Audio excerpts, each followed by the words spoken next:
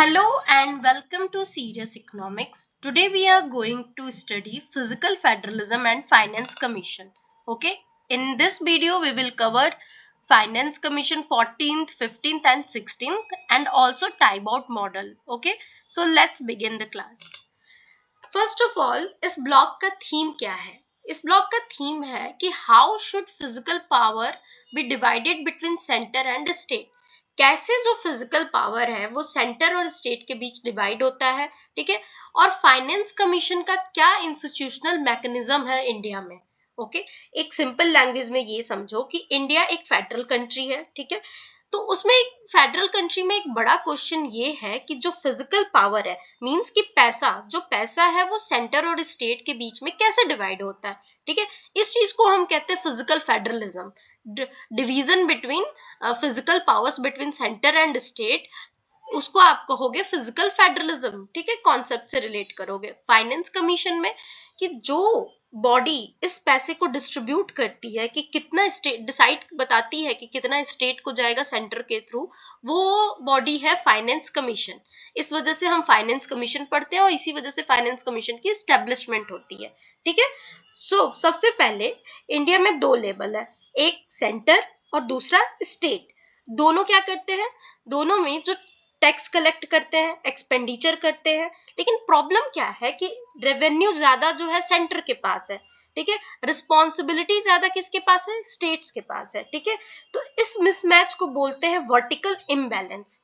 Okay, इस mismatch को क्या बोलते हैं? Vertical mismatch. तो वर्टिकल मिसमैच को जो है सॉल्व करने के लिए हम क्या एस्टेब्लिश करते हैं? Finance commission. Now you understand why we are studying physical federalism and finance commission.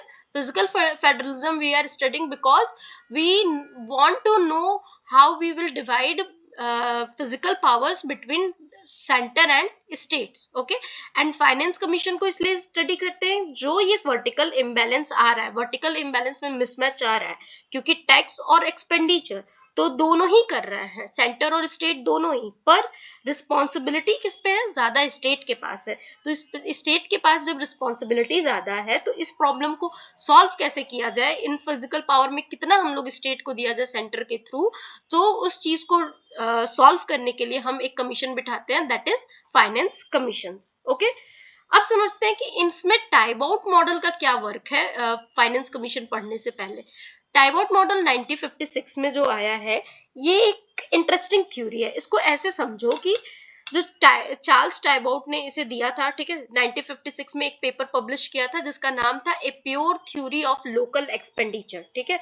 A pure theory of local expenditure जो है टाइबाउट ने दिया था. तो चार्ल्स टाइबाउट ने बोला ये कि पीपल जो है वो people vote with their feet, means कि लोग उस स्टेट में शिफ्ट करते हैं जहां टैक्स कम होता है, सर्विस अच्छी होती है, ठीक है. याद रखो, टाइबाउट ने क्या बोला? People vote with their feet, मतलब लोग उस स्टेट में शिफ्ट करते हैं जहां टैक्स कम है, सर्विसेज अच्छी हैं, ठीक है. फॉर एग्जांपल अगर ले लो कि अगर दिल्ली में टैक्स हाई है और सर्विस पुअर है, तो लोग क्या करेंगे? हरियाणा या यूपी में शिफ्ट कर सकते हैं, ठीक है. इससे क्या होता है कि स्टेट जो है वो कंपीट करते हैं एक दूसरे से, ठीक है. इसके रिजल्टेंट क्या आता है? एक एफिशिएंट पब्लिक सर्विस क्रिएट होता है, ठीक है. तो टाइबाउट मॉडल क्या कर रहा है कि कंपटीशन अमंग स्टेट्स ला रहा है, ठीक. तो इससे आप याद रखना कि people vote with their feet, they moved कहाँ पे? बेस्ट मैच, जहाँ पे उनको मिलता है, जहाँ पे टैक्स भी कम हो और सर्विसेज भी अच्छी हो, और इस कारण से जो है स्टेट में कंपटीशन क्रिएट होता है. तो टाइबाउट मॉडल जो है इंटेलेक्चुअल फाउंडेशन है. इसको पढ़ क्यों रहे हैं हम फाइनेंस कमीशन और फिजिकल फेडरलिज्म में? क्योंकि टाइबाउट मॉडल जो है एक इंटेलेक्चुअल फाउंडेशन है फिजिकल फेडरलिज्म थ्योरी का, ठीक है. और ये मोटिवेट करता है for decentralization. Understood? Let's study further. Okay, wait. Finance commission of India, अब इसके बारे में समझते हैं. तो ये सबसे इंपॉर्टेंट टॉपिक है फाइनेंस कमीशन. ये एक कॉन्स्टिट्यूशनल बॉडी है, ठीक है, जो कि आर्टिकल 280 में मेंशन है, ठीक है. और ये हर 5 साल पे बनता है, ठीक है. हर 5 साल पे हम एक फाइनेंस कमीशन बनाते हैं, ठीक है. और ये रिकमेंडेशन क्या देता है? इसका मेन फंक्शन क्या होता है कि सेंटर और स्टेट के बीच में टैक्स कैसे डिवाइड करना है, स्टेट के बीच में डिस्ट्रीब्यूशन कैसे करना है, ग्रांट इन एड देना है, मतलब ये सारे जो फंक्शन है ये कौन परफॉर्म करता है, फाइनेंस कमीशन ऑफ इंडिया। ठीक है, अगर सिंपल लाइन में समझे तो फाइनेंस कमीशन ऑफ इंडिया का काम है रेवेन्यू शेयरिंग अथॉरिटी, इसको हम कहते हैं revenue sharing authority of India. Okay, now अब हम देखते हैं। अच्छा, दूसरा चीज ये भी है कि जो डिस्ट्रीब्यूशन फाइनेंस कमीशन करता है वो किस तरह से करता है। डिस्ट्रीब्यूशन जो है फाइनेंस कमीशन करता है हॉरिजेंटल और एक वर्टिकल डिस्ट्रीब्यूशन, दो टाइप के डिस्ट्रीब्यूशन होते हैं, रिमेंबर। ओके, किस तरह के, एक वर्टिकल और दूसरा हॉरिजेंटल। वर्टिकल डिस्ट्रीब्यूशन में क्या होता है कि यूनियन जो है स्टेट को पैसा देती है। ठीक है, यूनियन से स्टेट के बीच में फाइनेंस कमीशन डिसाइड करता है कि जो सेंट्रल गवर्नमेंट है वो स्टेट को कितना पैसा देगी। हॉरिजेंटल में क्या होता है कि state of the respective share, मतलब स्टेट टू स्टेट डिस्ट्रीब्यूशन होता है। ठीक है, स्टेट टू स्टेट जो डिस्ट्रीब्यूशन होता है इसे कहते हैं हॉरिजेंटल। ओके, तो फाइनेंस कमीशन ये भी बताती है कि एक स्टेट और दूसरे स्टेट में हम कैसे डिस्ट्रीब्यूशन करेंगे। ओके, अब फिर इसका और क्या काम है, ये ग्रांट इन एड भी स्टेट्स को कितना देना है ये भी बताती है, और भी कोई मैटर जो प्रेसिडेंट द्वारा रेफर किया गया है वो भी फाइनेंस कमीशन हमारी रिकमेंड करती है या बताती है, उस मैटर को देखती है। ठीक है, ओके, अच्छा, इन जैसे कि कौन कौन से कॉन्स्टिट्यूशन मैंडेट करता है शेयर्स, तो जैसे कि फॉलोइंग टैक्सेस को शेयरेबल है स्टेट के, तो मतलब जो सेंटर है वो कौन कौन सी चीजें जो है, कौन कौन से टैक्स जो है स्टेट्स के साथ शेयर करता है। तो पहला है इनकम टैक्स, जिसे कहते हैं अदर देन कॉर्पोरेशन, मतलब इनकम टैक्स पहला जो है सेंट्रल स्टेट के बीच में शेयर होता है। दूसरा, certain central taxes under the divisible pool, और भी सारे टैक्सेस हैं जो हम नीचे देखेंगे जो इस डिविजिबल पूल के अंतर्गत आते हैं। ठीक है, तो अब बेसिकली ये समझो कि फाइनेंस कमीशन का क्या काम हो रहा है। फाइनेंस कमीशन जो है आर्टिकल 280 में स्टेब्लिश की जा रही है। ठीक है, और इसका काम ये है कि ये जो है हॉरिजेंटल और वर्टिकल डिस्ट्रीब्यूशन कर रही है टैक्सेस का। जैसे पहले बताती है कि सेंटर से स्टेट, सेंटर अगर 100% रेवेन्यू कर रही है तो 60% अपने पास रखे, 40% स्टेट को दे दे। अगर इस तरह का डिस्ट्रीब्यूशन वो कर रही है, 40% स्टेट को तो दे दे, लेकिन स्टेट में भी तो 28 स्टेट है, तो किस स्टेट को कितना मिलेगा ये भी जो है फाइनेंस कमीशन बताता है। ठीक, चलो अब 14th फाइनेंस कमीशन। ठीक है, 14th फाइनेंस कमीशन का टाइम पीरियड क्या है, 2015 से 2020, क्योंकि फाइनेंस कमीशन जो है हर 5 साल पे स्टेब्लिश होती है, इसीलिए जो है 14th फाइनेंस कमीशन का भी टाइम पीरियड क्या है, 5 ईयर। ठीक है, 2015 से 2020। ओके, सो 14th फाइनेंस कमीशन का मेजर रिकमेंडेशन क्या था ये देखते हैं, एंड इसको चेयर किसने किया था। तो चेयरमैन जो थे 14th फाइनेंस कमीशन के वो थे वाई.बी. रेड्डी। ठीक है, वाई.बी. रेड्डी जो थे इसके चेयरमैन थे, और 14th फाइनेंस कमीशन का मेजर रिकमेंडेशन ये था कि स्टेट्स एंड सेंट्रल टैक्सेस में, ठीक है, स्टेट्स को सेंट्रल टैक्सेस में क्या किया जाए, 42% दिया जाए। ठीक है, जो कि पहले कितना था, 32%। 13th फाइनेंस कमीशन में जो था स्टेट्स को सेंटर के थ्रू कितना मिलता था शेयर टैक्सेस में, 32%, इसको बढ़ाकर क्या कर दिया जाए, 42% कर दिया जाए। ठीक है, ये जो था स्टेट का शेयर 42% करना, ये एक बहुत बड़ा जंप था। ठीक है, अब तक जब तक फाइनेंस कमीशन स्टेब्लिश हुआ था उस वक्त का सबसे सिंगल लार्जेस्ट इंक्रीज था हिस्ट्री में। ठीक है, और जिससे क्या होता है कि स्टेट को क्या मिलता है, मोर फिजिकल ऑटोनॉमी मिलती है इस 14th फाइनेंस कमीशन के रिकमेंडेशन के थ्रू। ठीक है, और 14th फाइनेंस कमीशन रिकमेंड करता है यूनाइटेड ट्रांसफर करिए। ठीक है, आप जो स्टेट्स हैं उनके फंड को बिना कंडीशन के दीजिए और उन पे ट्रस्ट करिए कि वो एलोकेट करेंगे लोकल बॉडीज को उनके अकॉर्डिंगली नीड के। ठीक है, तो ये था 14th फाइनेंस कमीशन का रिकमेंडेशन। उसने ये तो बताया कि सेंट्रल जो वर्टिकल डिस्ट्रीब्यूशन में उसने बताया कि सेंट्रल से स्टेट में आप क्या करो, 32 से बढ़ाकर 42% कर दो, पहला ये था। दूसरा मेजर रिकमेंडेशन ये था कि हॉरिजेंटल डिस्ट्रीब्यूशन जो स्टेट में करो उसके लिए फॉर्मूला यूज ये उन्होंने ये किया, हॉरिजेंटल डिस्ट्रीब्यूशन। अच्छा, हॉरिजेंटल डिस्ट्रीब्यूशन का मतलब क्या है, स्टेट टू स्टेट। ठीक है, स्टेट टू स्टेट। तो सेंटर जो है, ये जो सेंट्रल बॉडी है हमारी, वो कैसे डिसाइड करेगी कि भाई मैं किस, ये 28 स्टेट्स हैं इनमें से मैं किनको कितना परसेंट दूं। मैंने ये तो डिसाइड कर लिया कि मैं अपने पास 60 रखूंगा डिफेंस वगैरह इन सब चीजों को देने के लिए, बाकी 40% मैं इनको दूंगा, पर 40% में मैं इनमें इनमें कितना दूंगा। तो ये डिसाइड कैसे करने के लिए एक फॉर्मूला जो है वो यूज करा जाता करते हैं, मतलब 14th फाइनेंस कमीशन ने यूज किया कि आप देखो कि ये जो सारे स्टेट हैं उनमें पॉपुलेशन कितना है, ठीक है, किस स्टेट में कितना पॉपुलेशन है, उसकी उसकी एक वेटेज डिसाइड हुई, ठीक है, वेटेज में डिवाइड कर दिया गया। 100% मान लो कोई चीज का वेटेज है, ठीक है, तो वेटेज किस किस हिसाब से डिसाइड किया गया, पहला डिसाइड किया पॉपुलेशन, एक पैरामीटर लिया गया, दूसरा पैरामीटर लिया गया डेमोग्राफिक चेंजेस, ठीक है, दूसरा पैरामीटर डेमोग्राफिक चेंजेस, तीसरा लिया गया इनकम डिस्टेंस, ठीक है, इनकम डिस्टेंस लिया गया, एंड चौथा क्या लिया गया, चौथा जो है एरिया लिया गया पैरामीटर, एंड पांचवा जो लिया गया फॉरेस्ट कवर, ठीक है। तो जो 14th फाइनेंस कमीशन है वो कहता है कि अगर ये 5 पैरामीटर्स जो है ये ईच स्टेट में जिसका जिस हिसाब से वेटेज होगा उसको उस हिसाब से क्या किया जाएगा, डिस्ट्रीब्यूशन किया जाएगा इन 40% टैक्सेस के शेयर में, ठीक है। तो आप देखो कैसा है, फॉर्मूला क्या यूज किया गया, कितना दिया गया पॉपुलेशन को वेट, पॉपुलेशन को 17.5% वेटेज दिया गया, 10% जो है डेमोग्राफिक चेंजेस को दिया गया, ठीक है, 10% किसको दिया गया, डेमोग्राफिक चेंजेस को, 15% जो है इनकम डिस्टेंस को दिया गया, ठीक है। इनकम डिस्टेंस का मतलब स्टेट जो है with lower per capita income उनको ज्यादा मिलेगा, जिनके पास जो डिप्राइव्ड स्टेट्स में ज्यादा लोग हैं, जो उनके लोअर पर कैपिटा इनकम है उनको जो है थोड़ा ज्यादा दिया जाएगा, ठीक है।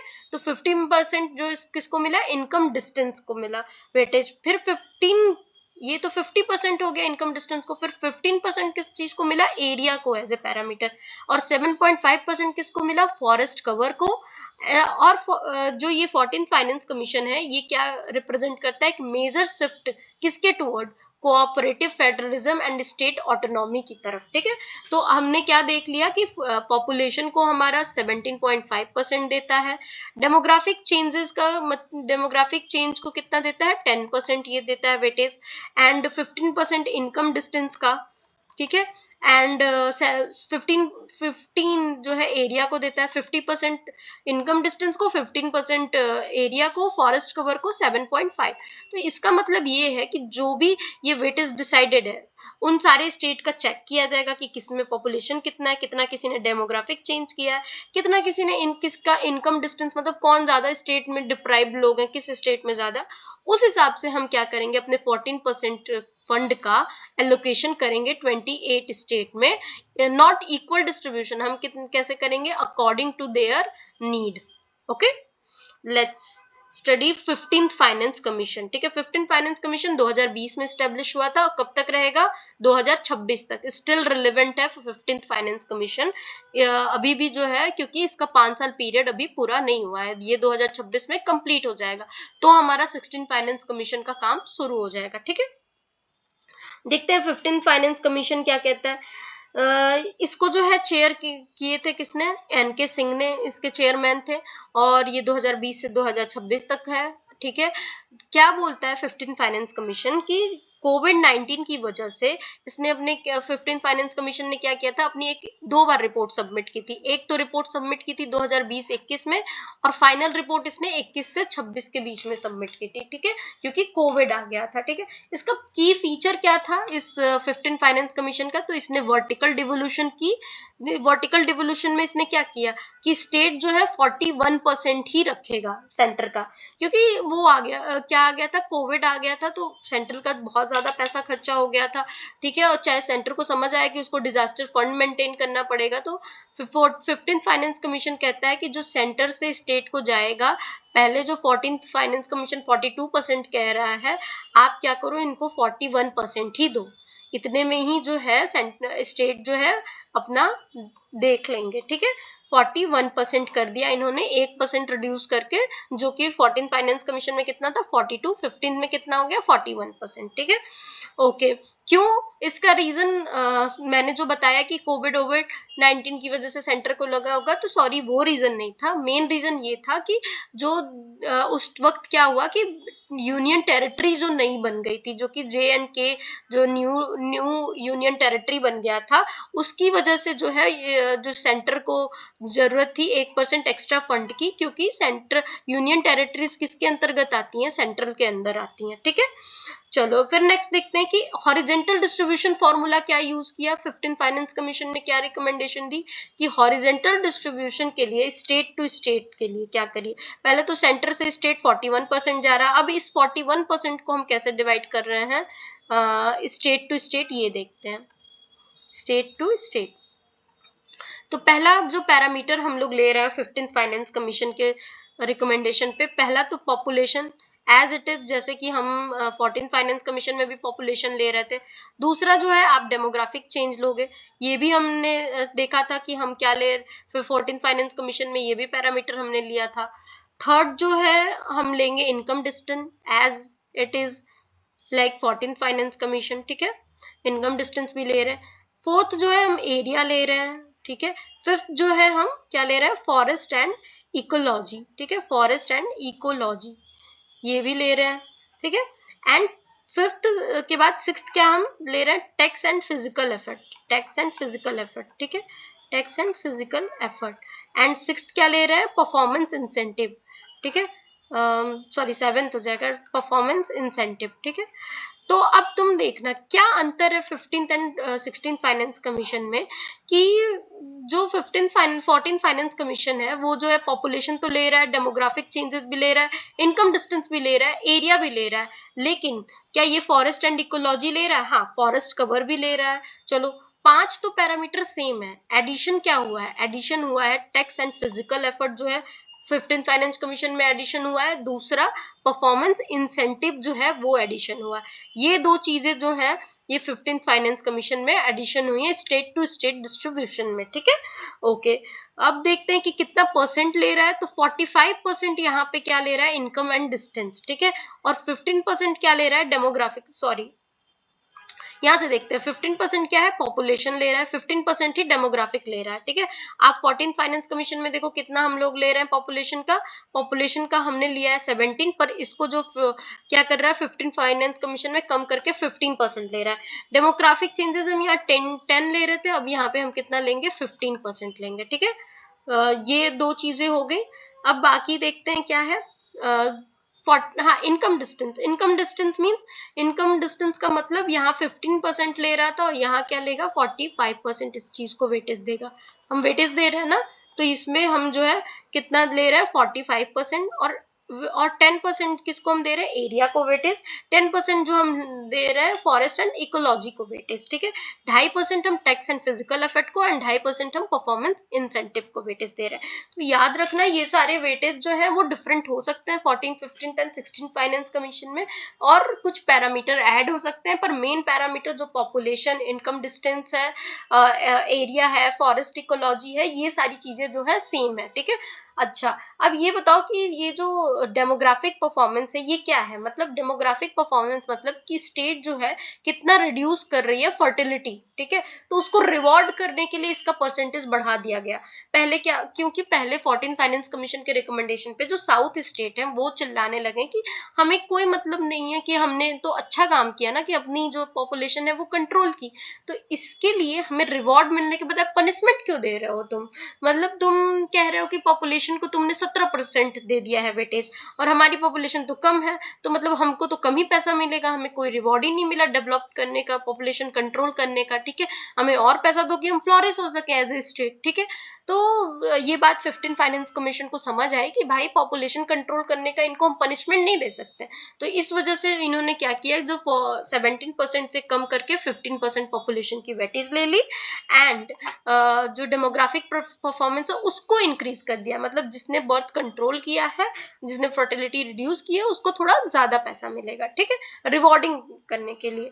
इनकम डिस्टेंस का 10% है और एरिया का 10% है, यहाँ पे इनकम डिस्टेंस इनकम डिस्टेंस का 45% है, पहले 50% था। इनकम डिस्टेंस क्या था कि स्टेट के पास कितने जितने भी लोअर पर कैपिटा इनकम वाले पर्सन होंगे वो क्या लेंगे, ज्यादा उनको ज्यादा दिया जाएगा, तो इसका वेटेज कम कर दिया गया डिप्राइव्ड स्टेट का, जिनके पास इनकम जो है जिन स्टेट्स के पास जहाँ पे ज्यादा लोग पर कैपिटा इनकम में या गरीब है, उस वाली चीज को थोड़ा कम कर दिया। 45% अभी भी वेटेज दे रहा है, ठीक है। फिर जो एरिया है वो 15% पहले कंसिडर हो रही थी, अब कितनी कंसिडर हो रही है, 10% ही एरिया ले रहा है।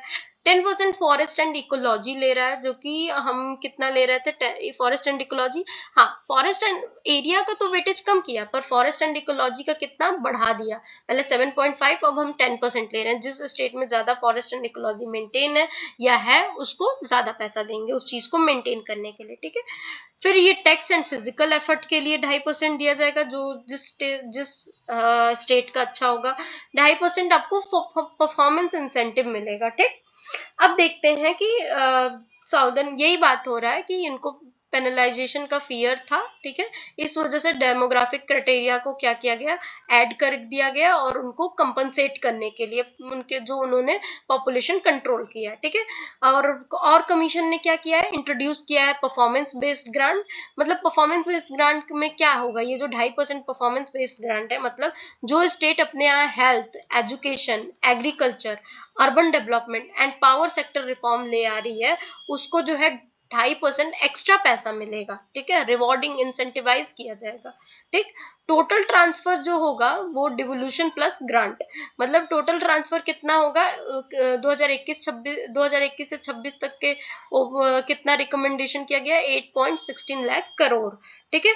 तो टोटल ट्रांसफर में इसमें ग्रांट्स भी ऐड है, और ये सारी चीजें तो देखी जा रही है कि मतलब 60 to 50 40% और 40% में भी हम जो ये सारी क्राइटेरिया ले रहे हैं स्टेट टू स्टेट, वो तो कंसिडर्ड हो ही रही है, बट ग्रांट भी इसमें ऐड हो रहा है, और इसमें कह रहा है कि 8.6 लाख करोड़ जो है हम देंगे स्टेट्स को, टोटल ट्रांसफर हम करेंगे, ठीक है, 2021 से 26 के बीच में, ठीक है। 15 फाइनेंस कमीशन और क्या कहता है कि ये कहता है कि also address the challenges of financing covid relief. देखो उसने बताया कि हम 15 फाइनेंस कमीशन इस प्रॉब्लम को भी एड्रेस करता है कि कोविड-19 रिलीफ में जो फाइनेंस किया गया है सेंटर द्वारा या जो चैलेंजेस आए हैं, उससे वो बोलता है कि इससे हमें क्या है, एक्सपेंड करना पड़ेगा फिजिकल डिफिसिट की सीलिंग ऑल्सो टेम्पररी बेसिस पे स्टेट के लिए, ठीक है। मतलब कहता है कि जो कोविड-19 रिलीफ, जो कोविड-19 के लिए पैसा खर्च हुआ है, चाहे स्टेट का चाहे सेंटर का, तो मतलब उसके लिए जो स्टेट्स को है ना, फिजिकल डेफिसिट सीलिंग में जो सीलिंग है 3% की, उससे थोड़ा उन्हें रिलैक्स देना चाहिए for a temporary period, okay. Now we are going to see 16th finance commission.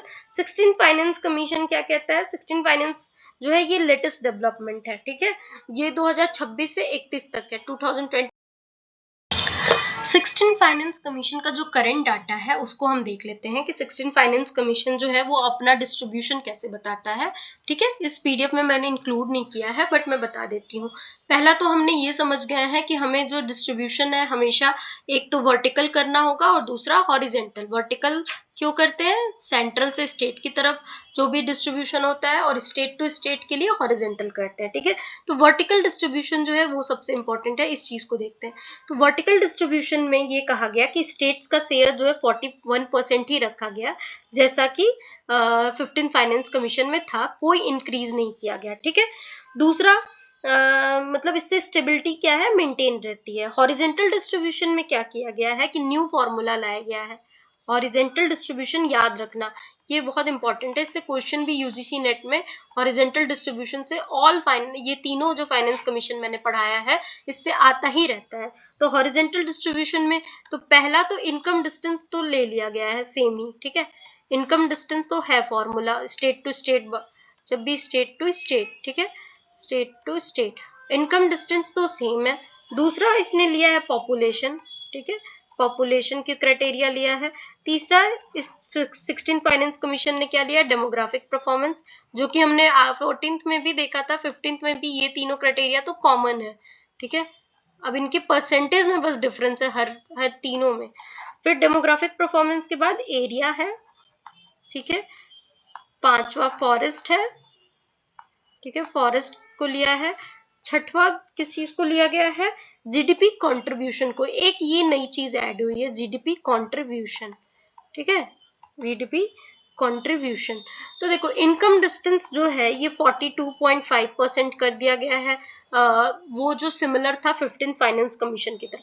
लेकिन पॉपुलेशन जो इंक्रीज कर दिया गया, अभी हमने पॉपुलेशन पढ़ा ना, 15 फाइनेंस कमीशन में कितना है, 15% कर दिया गया था, बट अब वापस से इसमें क्या कर दिया गया, 17.5%, जैसे कि 14 फाइनेंस कमीशन में था। डेमोग्राफिक परफॉर्मेंस जो है 10% ही है अभी भी, ठीक है। उसके बाद एरिया जो है 10% है, same like 15 finance commission. Forest भी है 10% ही, ठीक है। जीडीपी कंट्रीब्यूशन जो है वो कितना है, वो भी 10% ही है, ठीक है। तो ये तीनों तो 10% ही है। जीडीपी कंट्रीब्यूशन एक नए न्यू क्राइटेरिया ऐड हुई है, ठीक है। ये न्यू क्राइटेरिया ऐड हुई है 15 फाइनेंस कमीशन से, ये अलग है, ठीक है। अब देखो 15 फाइनेंस कमीशन में क्या था, ये जो tax effort, physical and tax effort और परफॉर्मेंस इंसेंटिव, इन दोनों को हटा दिया गया है। अब क्या रखा गया है, सिर्फ इनकम डिस्टेंस, एरिया, फॉरेस्ट और डेमोग्राफिक परफॉर्मेंस, ठीक है। ये सारी चीजें रखी गई हैं। सॉरी, डेमोग्राफिक परफॉर्मेंस जो है पहले 15% था, इसको क्या कर दिया गया, रिकमेंडेशन में रिड्यूस कर दिया गया है, बल्कि अब कितना कर दिया गया है, 10%, ठीक है। 10% कर दिया और पॉपुलेशन वाले का 2% बढ़ा दिया गया है, ठीक है। तो ये याद रखना। बाकी एरिया एंड कहाँ गया, एरिया और फॉरेस्ट एंड इकोलॉजी जो है वो सेम रखा गया है परसेंटेज, ठीक है। इनकम एंड डिस्टेंस भी रिड्यूस किया गया है, 45% था। इनकम एंड डिस्टेंस देखो तीनों में ही रिड्यूस किया गया, 14th में 50 था, ठीक है। 15th में कितना हो गया, 45 हुआ, एंड 16th में सीधे 14.2.5 कर दिया गया, ठीक है। तो ये जो है ये क्राइटेरिया तीनों ही ध्यान से देख लेना, किसमें कितना परसेंटेज लिया गया है, ठीक है। फिजिकल डिसिप्लिन की बात करें तो क्या है कि स्ट्रॉन्ग फोकस है इसका, मतलब ऑन फिजिकल डिसिप्लिन, मतलब सेंट्रल जो है फिजिकल डिफिसिट का टारगेट रखती है 3.5% अपनी जीडीपी का ही बस डेफिसिट कर सकते हैं बाई कितना, 2030 से 31 के बीच में सेंट्रल गवर्नमेंट का टारगेट है कि उनको अचीव करना है। अभी शायद 4% के करीब कुछ चल रहा है हमारा फिजिकल डिफिसिट, वो हमें कितना ले आना है, 3.5% ही अपनी जीडीपी का डिफिसिट हम रखेंगे, ठीक है। ये सेंट्रल गवर्नमेंट का टारगेट है बाई 2030 to 31, ठीक है। स्टेट की जो फिजिकल डेफिसिट लिमिट है वो कितनी दी गई है, स्टेट की फिजिकल डेफिसिट लिमिट जो है 3% जो है स्टेट की जीडीपी, स्टेट जीडीपी, ठीक है, ग्रॉस स्टेट जो डोमेस्टिक प्रोडक्शन है स्टेट का, जीएसडीपी, ठीक है। तो स्टेट की 3% जीएसडीपी, इसकी लिमिट स्टेट की जो है 3% है, 3.5% जो जीडीपी का आप डेफिसिट किस चीज सेंट्रल में, सेंट्रल रख सकती है, ये लिमिट सेट की गई है, ठीक है, 2030 to 31 तक। ऑफ बजट बोरोइंग, जो ऑफ बजट बोरोइंग क्या होता है, include in deficit. Of budget borrowing जो है ये भी क्या होता है, इंक्लूड होता है डिफिसिट में, ठीक है। तो हिडन डेप्थ को कंट्रोल करने का जो है ये रिकमेंडेशन देती है 16 फाइनेंस कमीशन, और ये जो है क्या करती है, शिफ्ट कर जाती है परफॉर्मेंस बेस्ड फेडरलिज्म पे। मतलब ओल्ड सिस्टम क्या था कि इंटाइटलमेंट बेस्ड था, पर न्यू सिस्टम क्या है, परफॉर्मेंस बेस्ड, मतलब फंड मिलेगा बेस्ड ऑन परफॉर्मेंस। अकाउंटेबिलिटी इसमें इंक्रीज कर दी गई है, ठीक है। तो अगर कोई रिफॉर्म नहीं लाओगे तो कोई एक्स्ट्रा फंड नहीं मिलेगा, ठीक। ग्रांट सिस्टम को भी चेंज कर दिया गया है। मेजर चेंज क्या किया गया कि रेवेन्यू डेफिसिट ग्रांट को रिड्यूस कर दिया गया है, रिड्यूस कह लो या रिमूव कह लो, ठीक है। स्टेट स्पेसिफिक ग्रांट जो है वो भी कम कर दिया गया है। और लोकल बॉडीज फंडिंग की बात करें तो उनको भी क्या किया गया है, परफॉर्मेंस प्लस ट्रांसपेरेंसी के साथ लिंक कर दिया गया है, तभी जो है लोकल बॉडीज को भी फंडिंग मिलेगा। मतलब फ्री में पैसा अब कम देंगे सेंट्रल गवर्नमेंट, अब परफॉर्मेंस बेस ही पैसा ज्यादा मिलेगा तुम्हें, ठीक है। सब्सिडी रेशनलाइजेशन की बात करें, सब्सिडी रेशनलाइजेशन में स्टेट को बोला है उन्होंने कि सब्सिडी को रिव्यू करो और फ्री के कैश जो स्कीम्स चलाते हो उसको लिमिट करो, ठीक है। इससे जो क्या होगा कि फिजिकल बर्डन वो है कंट्रोल होगा, ठीक है। ये बोलती है सेंट्रल गवर्नमेंट स्टेट से। फिर आउटकम बेस्ड स्पेंडिंग की बात करें तो गवर्नमेंट जो स्पेंडिंग कर रही है वो रिजल्ट ओरिएंटेड होना चाहिए, ठीक है। मतलब फॉर एग्जांपल कि एजुकेशन पे लगा रहे हो पैसा, ठीक है, तो उसको लर्निंग, उससे लर्निंग का जो आउटकम है वो अच्छा आना चाहिए, ठीक है। हेल्थ पे अगर पैसा लगा रहे हो तो हेल्थ इंडिकेटर इंक्रीज होना चाहिए। सिर्फ गवर्नमेंट स्पेंडिंग ऐसी फालतू में मत करो, मतलब गवर्नमेंट स्पेंडिंग कैसी हो, रिजल्ट ओरिएंटेड हो, ठीक है। तो ये बोला गया है 16 फाइनेंस कमीशन में कि स्पेंडिंग जो है रिजल्ट से मेजर होगी, ठीक। डेप्ट एंड बोरोइंग कंट्रोल की बात करें तो स्ट्रिक्ट बोरोइंग रूल लगा दी गई है। ट्रांसपेरेंसी जो है वो इंक्रीज कर दी गई है, और दूसरा पीएसयू रिफॉर्म भी पुश किया गया है 16 फाइनेंस कमीशन द्वारा, ठीक है। और इससे क्या होगा कि जो डेप्ट की है वो सस्टेनेबिलिटी होगी, जो डेप्ट होगा वो जो खरीदा, जो भी बोरोइंग आप लोगे आप सस्टेनेबल बोरोइंग करोगे, ठीक है। डिजास्टर फाइनेंसिंग रिफॉर्म को भी जो 16 फाइनेंस कमीशन है रिकमेंड करता है कि रियल टाइम मॉनिटरिंग सिस्टम होना चाहिए, बेटर डिजास्टर फंड एलोकेशन होना चाहिए, ठीक है। तो तीन बिग चेंजेस किए गए हैं 16 फाइनेंस कमीशन में। पहला 41% जो शेयर तो कंटिन्यू किया गया है, ठीक है, लेकिन परफॉर्मेंस बेस्ड फंडिंग हो गई है, और फिजिकल डिसिप्लिन, मतलब कि फिजिकल डिसिप्लिन लाई गई, मतलब डेप्ट को कंट्रोल करो, सब्सिडी को अपने रैशनलाइज करो, ये सारा चीज रिकमेंडेशन है 16 फाइनेंस कमीशन का, ठीक है। Okay, thank you, that's it for today video.